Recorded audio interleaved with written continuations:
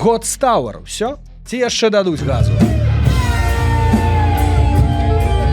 На гэтым тыдні музыкі вырашаюць, што ж будзе з культавым гуртом далей. Мы плануем на гэтым тыдні яшчэ пазбірацца, не той, што парэпетировать, але дакладна паразмаўляць аб лёсе каманды, аб лёсе тых песень, якія ў нас есть, якія плануюцца. Гэта будзе вельмі важная гадзіна для нас. Банда адыграла 3 канцэрты ў Літве і Польшы, і калі глядзець збоку, то здаецца, што ўсё прайшло нядрэнна.